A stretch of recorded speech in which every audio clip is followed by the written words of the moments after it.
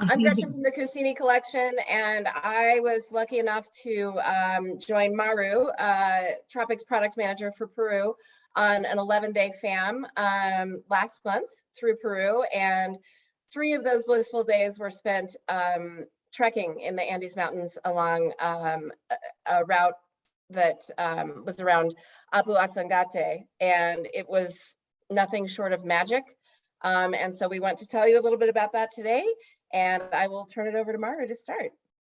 Thank you. Hi, nice to meet you, everyone. I'm so happy to see you again, Marisa. Marisa was also with us in this adventure of our first Peru FAM. So please jump in whenever you want to, fill in any of the information that we are giving. So, like we were saying last month, we were super happy to show some of our partners, Peru a la Tropic. Well, you all know we focus a lot on the people, on being a bridge with the people, the local culture, and having memorable experiences and giving memorable experiences for our guests. So we explore may I introduce you in Peru, and we say for last, one of our a project that is really close to our heart. In my case, personally, I know Ausangate, the Lodge to Lodge trek, since basically it started like 10 years ago. And it's a very special trek and experience for me. So I was really happy to show it to all the people that came, and super excited to have it as one of Tropic's exclusive products, because it's really aligned with what we want tourists to be, a force for good, not only about transformative experiences for our clients, but also, being a force for good in the destination, protecting the ecosystems, and putting the local people, empowering them, and actually helping to tell the world about the culture that we have here in the high Andes. So off we go to Apu Ausangate. So why Ausangate? I don't know if you know, Ausangate is the highest mountain in the region of Cusco, and in the Andean cosmovision, mountains are spirits. And the higher the mountain, the most important and the strongest is this guardian or this deity. So Apu Ausangate is the most sacred mountain in Cusco. This is a place from where the alpacas were born. According to tradition, people went to the mountain and asked the mountain, like, Apu Ausangate, Father Ausangate, we need an animal. We need an animal that gives us a fiber, that also enable us to we can eat them. It can help us carry our things. So the mountain, from its lakes, gave alpacas to men. And this is also the area of where, the ancestral shepherd community of alpacas and llamas still live. This is also the area of the Quero culture. I don't know if some of you know the Queros, which are probably one of the last communities of that come directly from the Incas and have very strong traditions, and are the ones that still are carrying most of the wisdom of the Andean people. So this is a very pristine place, a very sacred place. So it's a trek, but it's also in a way a pilgrimage. Mountains always are amazing, but this place has something special for us. It's a very sacred place, and we do it lodge to lodge. Here is the lodge here, with lodges that are located in amazing places. So this is to give you a little bit of context of Ausangate Mountain. And after COVID, and before COVID as well, but especially after COVID, people are looking for remote, off the beaten path destination, pristine environments. They want to go deep into the outdoors and experience culture in a more raw way, in a more authentic way. So this experience also offers that. You go hand in hand with the local people to explore their backyard, their own territory, their sacred mountain. Here we disconnect from the grid to reconnect with ourselves and nature and actually feel the power of the mountain. This is what this trek has to offer. I don't know, Gretchen, if you want to jump in and tell a little bit of how did you feel, or what did you like about this trek as well? That would take the whole hour, but but I don't want to be a monologue, so I will I think I think one of the things you point out here, being actually able to disconnect completely, I think is becoming more and more rare. You know, I was in Tanzania in March and I had connectivity absolutely everywhere I was. So it was very, very special to not be connected to my phone, not be connected to the rest of the world, not even be connected to the grid, literally, because there was no electricity in the lodges. It's magical. And that mountain environment, I mean, I know we're going to talk about it more, but that's my soul place. The mountains are where I particularly connect with nature, and those enormous landscapes and feeling small and the heavens above you. It's a very changing experience. It's very transformative. Yes, and I think it's about that. No, I think what people are looking is for transformative experiences. It's a very difficult thing to promise. You will have a transformative experience, but definitely it sets the whole stage for this. This area is filled with mythology on the cosmovision. Like, for instance, these stones were supposed to be warriors that during Pachacutec, that I'm pretty sure that everyone that has come to Peru knows who Pachacutec is. It's like the main Inca here in Peru. He was the one that expanded the empire. You will probably see like 5 or 6 statues of him in Cusco. So Pachacutec woke up these warriors from Ausangate mountain to defeat the rest of the cultures that he was fighting for. So again, the whole area is charged with a lot of history and a lot of mythology. And here we are hand in hand working with the local communities who actually own the lodge. This is a community-based tourist project. That's one of the things that makes us really happy, and that's why we're really pushing it commercially, because it's actually enabling the communities of Chilca and Oefina to protect their traditions and also to protect these ancestral llama pathways, instead of doing big highways in places where they don't want to do highways. They want to still carry things as they did with the llamas. So these are some of the photos. We are always having our hosts actually directing the experience with our guides. And weaving is a major thing in Peru, and of course in the Ausangate, where the llamas and alpacas are from, it's also super important. During the trek, we have weaving exhibitions also with the people of the communities of Chilca and Oefina, and we are also, all the different amenities that are given to us. This is our snack bag. It's handmade with natural dyes, and we have this amazing, I'm bringing my amazing slippers as well, that were given to us in the trek, because all these little details all put you in context of where are you? You're in the llama and alpaca territory, deep inside Peru. We, of course, do an offering to Pachamama, to Mother Earth, before we start, and look in the Ausangate mountain to ask permission to walk its land. So again, and many of you probably know the Rainbow Mountain, which has gotten really a lot of publicity thanks to its amazing colors. So everybody wants to have like their Instagram photo there. These are the true colors with no, with no filters. It's amazing. This is a landfill with minerals. So actually tourism also protects it from being exploited. So this is the area of the Rainbow Mountain. On the 4th day of the trek, we arrived to Rainbow Mountain before everybody else does, and in a context, because doing it as a full day, actually, it's not a good experience at all. It doesn't make any sense, to be completely honest. So, being in context with it during the trek is really important. Again, if you don't have time to do the 5-day treks, there are 2-day options. We will see that later, but now what we want is to take you into this place and try to get you in why it's so important and amazing. This is our group also. So the landscapes are amazing. You are also able to see these flowers that grow at more than 17,000 or 18,000 feet above sea level, and also the hummingbirds and different kinds of, there's like the Andean cat as well, and also different animals that you can see during the trek. So it's not only the amazing landscapes, but it's also about the super special high altitude flora and fauna. So like we said, these are community-owned lodges in the middle of nowhere. The whole idea of how people brought these up there in the mountain is mind-blowing. They did it on, of course, the llamas, on horses, on donkeys, and also like passing stones hand by hand. Everybody participated in this. So these are the lodges.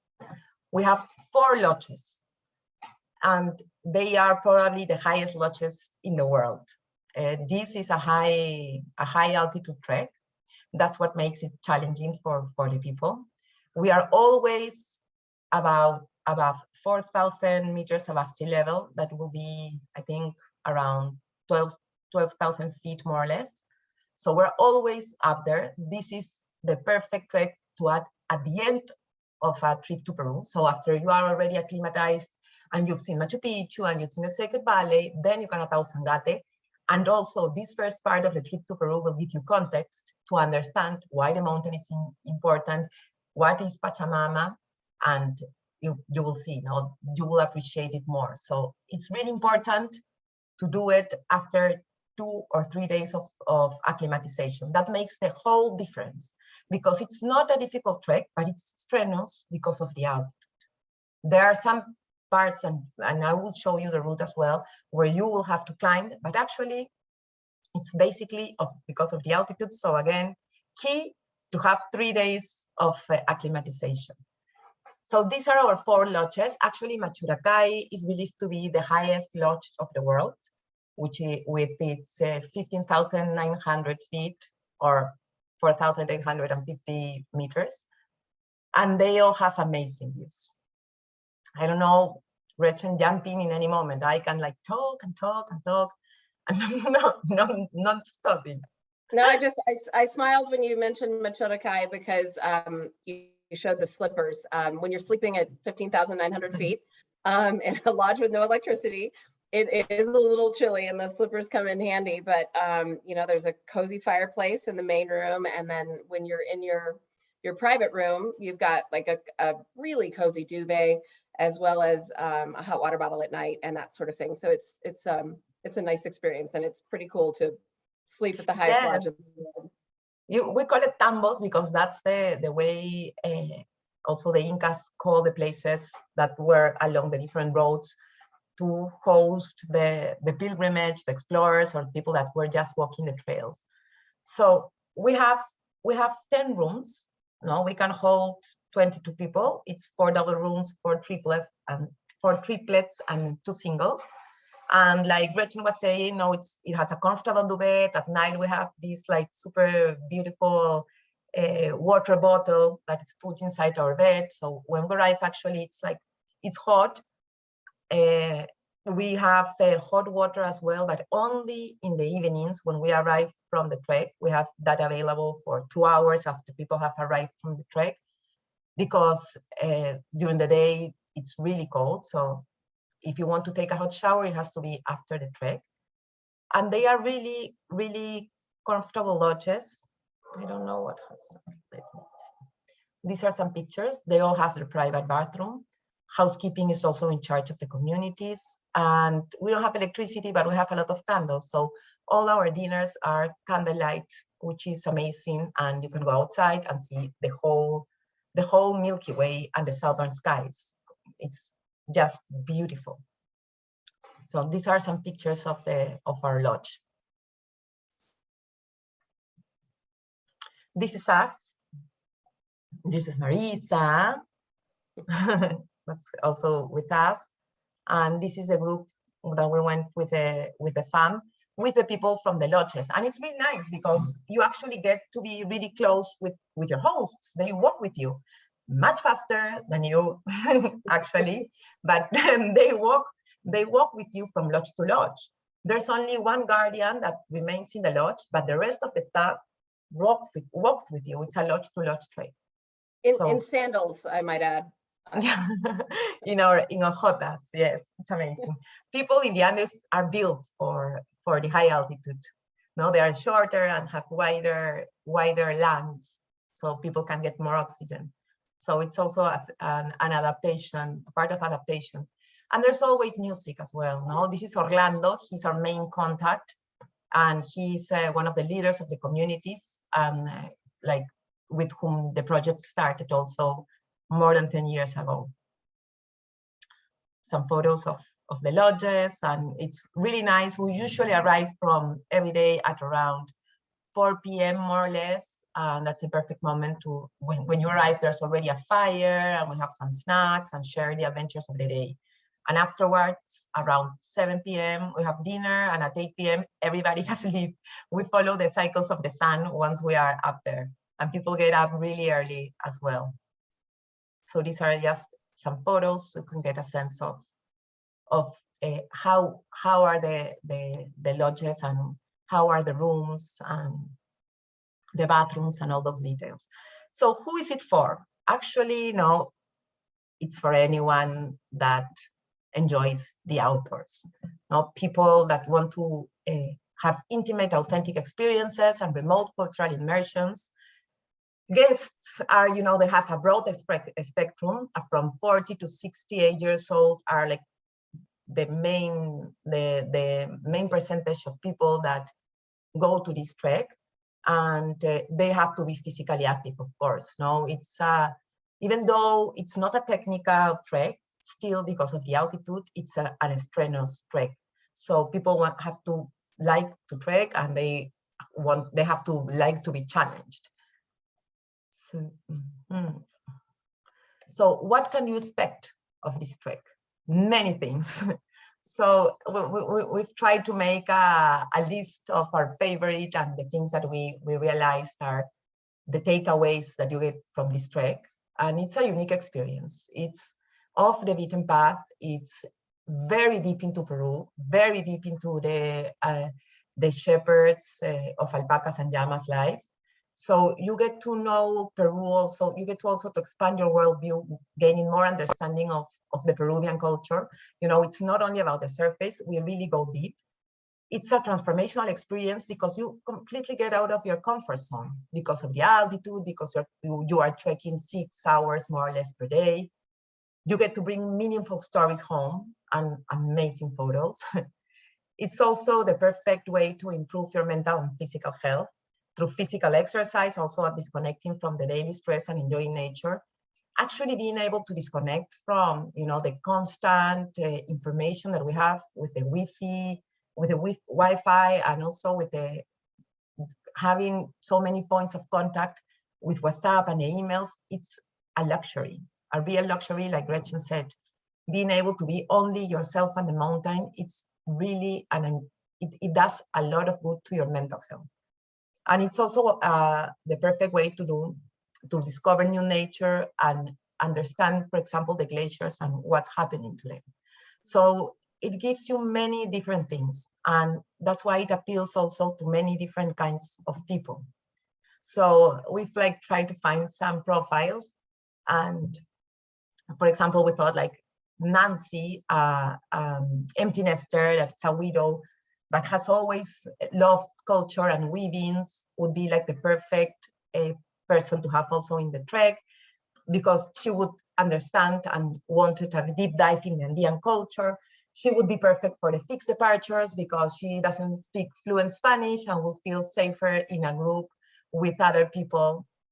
So that's one of the profiles we thought and we've seen in the trek. Then we all have Peter, the explorer, someone that will always want to challenge himself and want to go off the beaten path. He likes organizing with his friends these kinds of expeditions, and then organize a slideshow back home to talk to everyone about these amazing environments and also the people they met, why Peru is different, why this trek is special. So this trek can appeal also to them.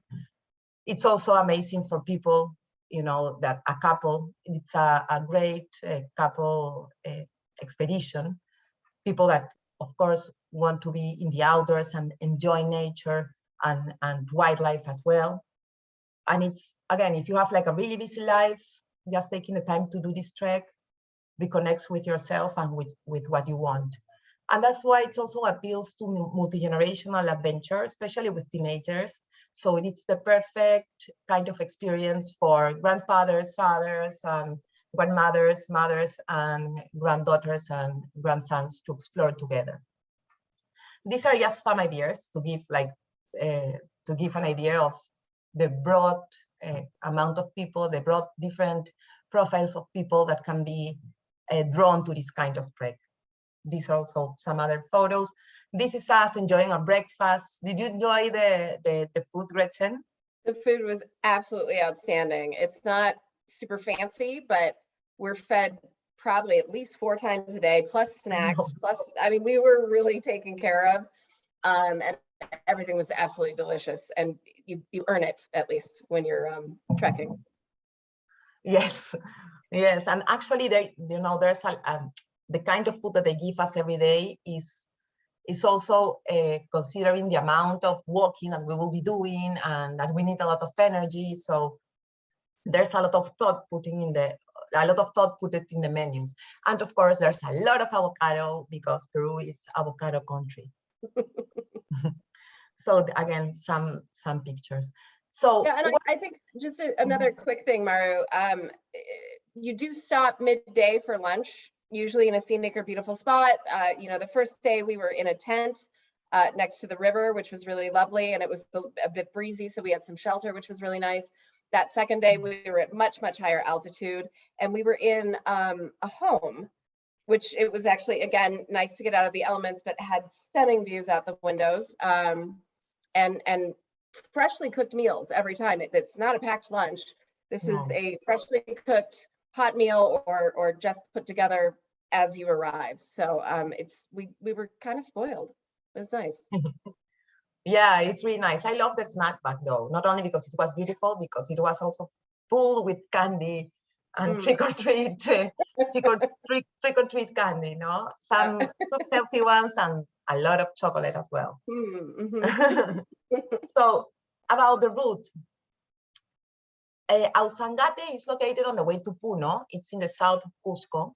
So when we start the trek, we leave Cusco early in the morning, around 7:30 or 8, not too early.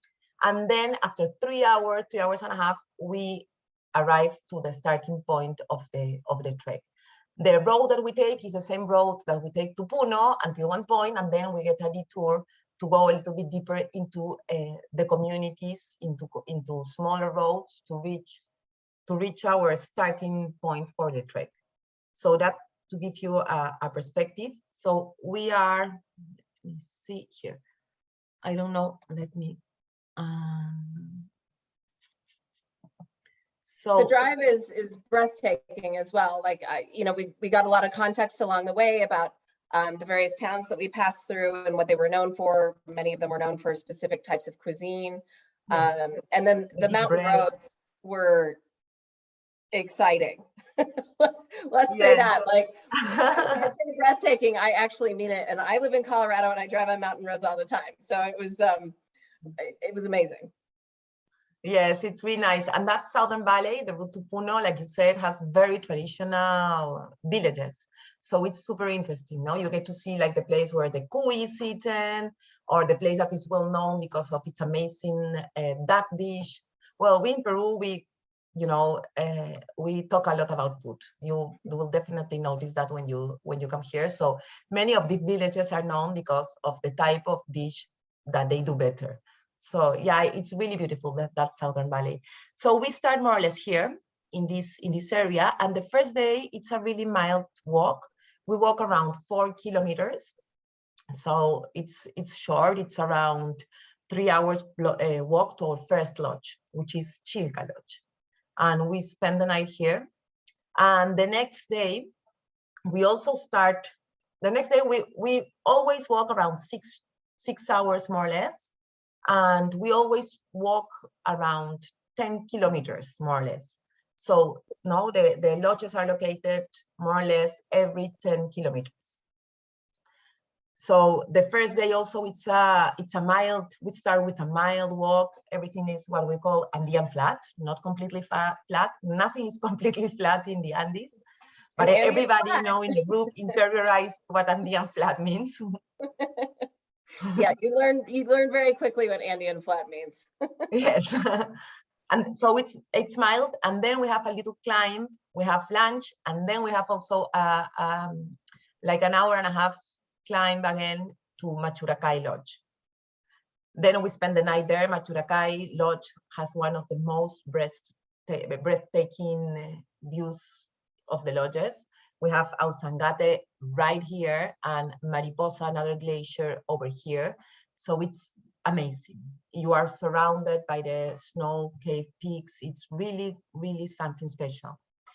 And the next day after Maturakai, we do have a steep climb because we go up the pass, the Palomani Pass, which is the highest pass of the trek, which is 5,100 meters above sea level. That will be, I don't know, around About 18,000 feet above sea level. So that's around 2 hours climb. That's one of the most strenuous parts of the trek.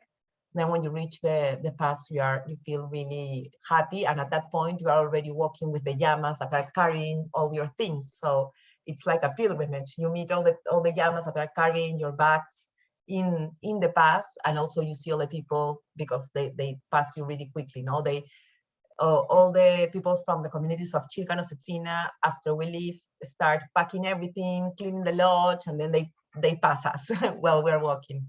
So afterwards, you go down into what we call the Red Valley. This is the area of the Rainbow Mountain. And again, you walk around 10 kilometers into an Antapata lodge. This lodge is different than the rest because it was made by the community. That's the investment of the communities to the project. That's why they're also partners. So again, this is a community project. There are also private shareholders, but the community is owner and their investment is this lodge and also the land. The land is not owned by Andean Lodge, but it's community land. So it's a partnership between the communities and Andean Lodge, plus all the community people work in this project and are really like happy with the people trying to understand their culture and their way of life. So after an Antapata lodge, you go to the last lodge, which is Wampucocha Lodge. These days also has like 2 passes, which are smaller than Palomani Pass, but also has like two steep climbs. So this 4th day is also a little bit challenging. And then the last day from Wampucocha, you just go down, down, down.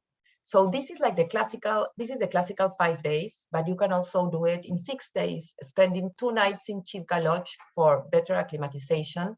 And here you explore other areas as well. You can go through other areas. Or there's also even a 7-day trek where you go to Maturakai Lodge and you also spend another night here. And again, if you only want to go to Rainbow Mountain, then there's a 2 days going to Wampucocha Lodge and then going down back again. And what we did with our fam, we would have loved to do the 5 days, but we actually, we were already traveling for like a week.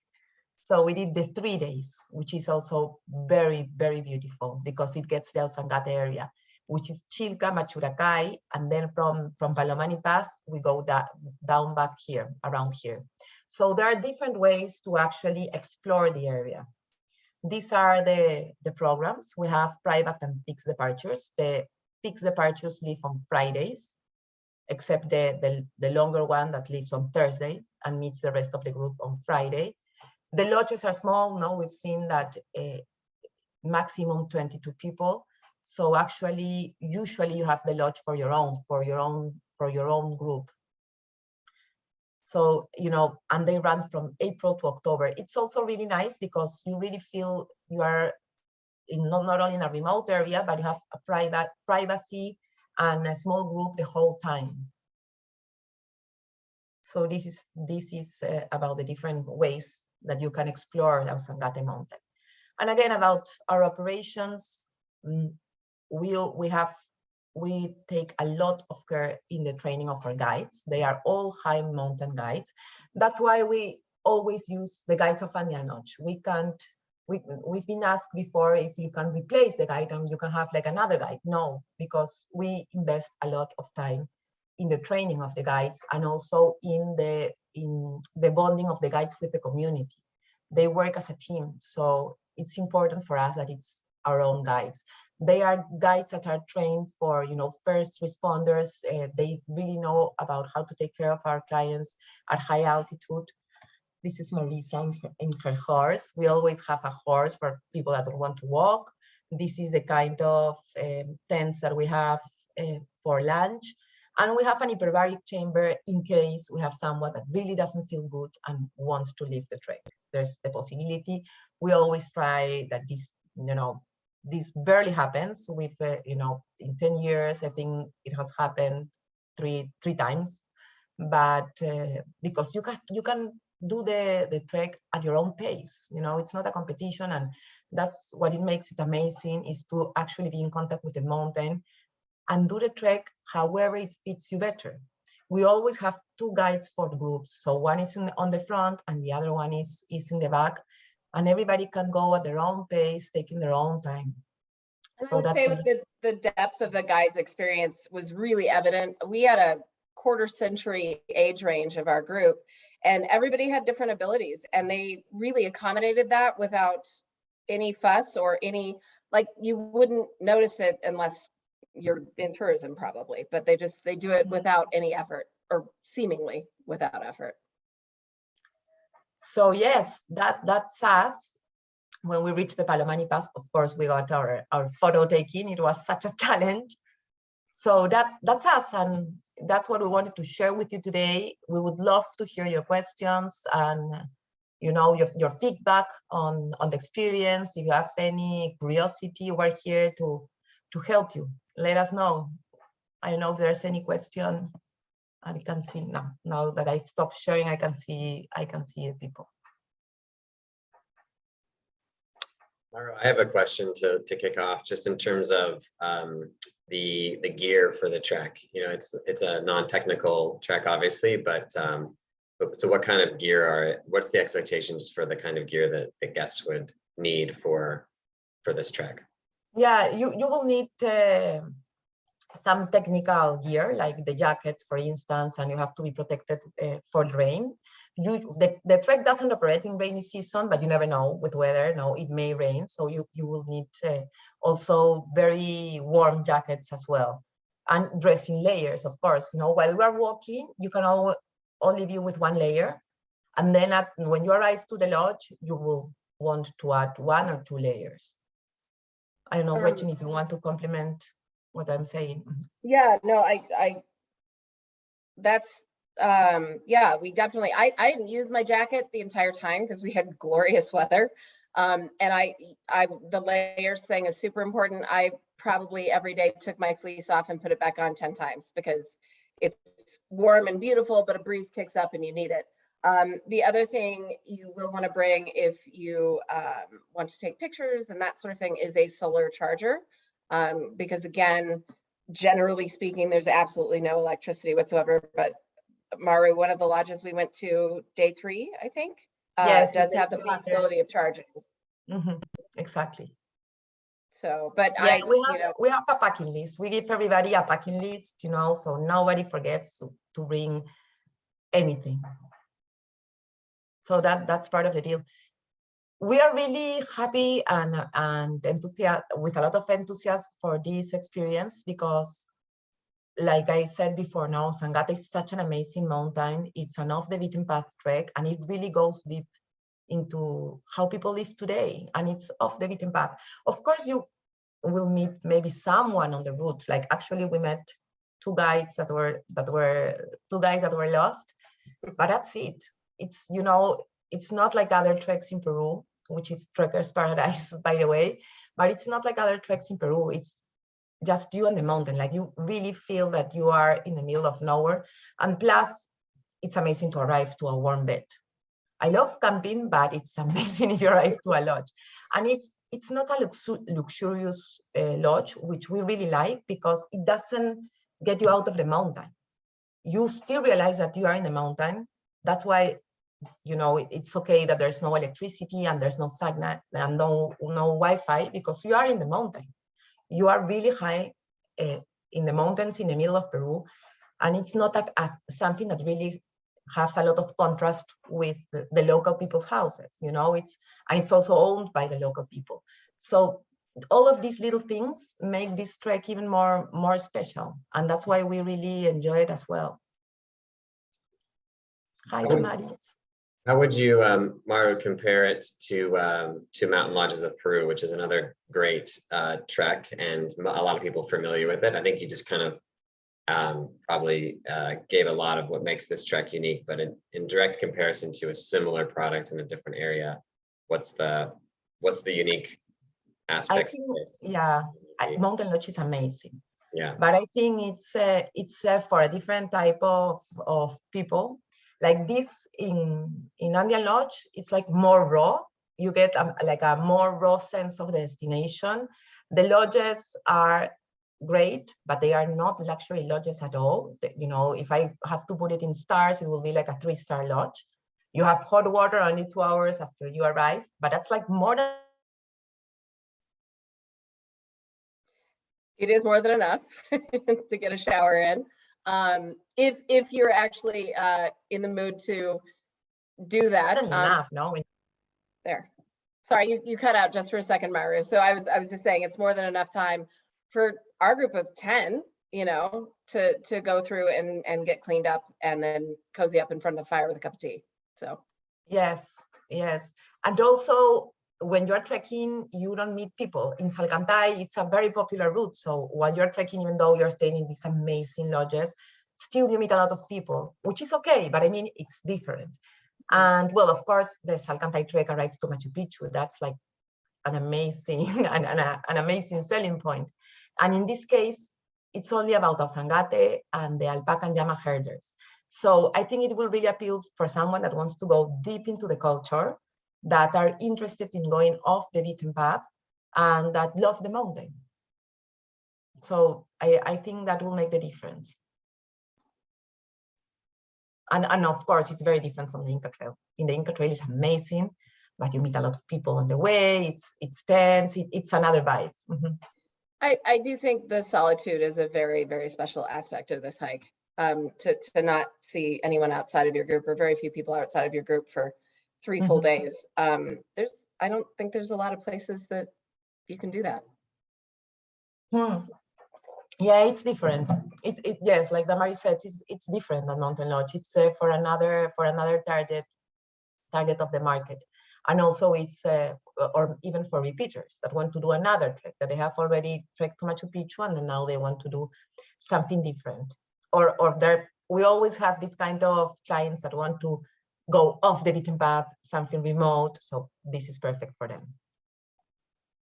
And my last question, I promise, so we don't have to drag this out any further, but I'm like, I said to Gretchen, I have to go on this trek. I have to go on this trek. And you talked about multi-generational families. Is there a minimum age for kids, or is it basically, if you have a 10-year-old that's from Colorado and is a big trekker, are they able to do this, or? Yes.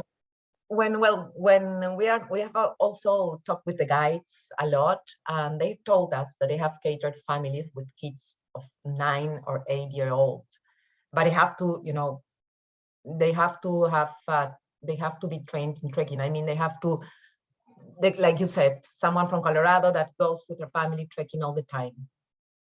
So it's not technical at all. But I was just going to say also too, there is a horse for support.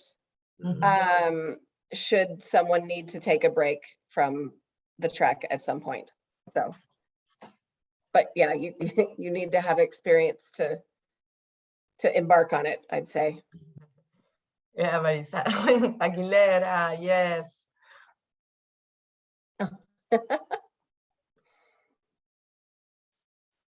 Does anyone has another question or comment?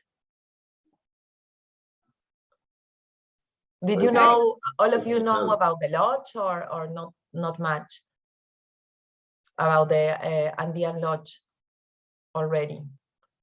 Some of you more or less, Nick, than not that much. Because the Ausangate trek has been, you know, it's a trek that's, you know, been offered in Peru for a long time. But the lodge to lodge is something a little bit new. Even though it has like 10 years, Andean Lodge hasn't gone outside too much to promote it. So now that we've started the joint venture, it's our job to do that. And we would love to answer your questions. And if you're interested in coming, also let us know. it's really an amazing experience. But of course, you have to come and see it for yourself. Well, if there are no more questions, thank you everybody for coming today and taking the time to learn more about Andean Lodges. We will follow up with more information and maps on the routing and anything else you may need. If we send the information out and there's something else you'd like, feel free to reach out to Tad, myself, or to Maru, and we will get you sorted out. So thank you so much. And Maru, thank you for this experience. It was thank you. Thank you all of you for taking the time to learn more about these amazing lodges. Thank you. Gracias. Bye. Thank you, Maru. Thank Bye, you, everyone. Good to see you both. Thank you, guys. Good to see you, Nick. Bye.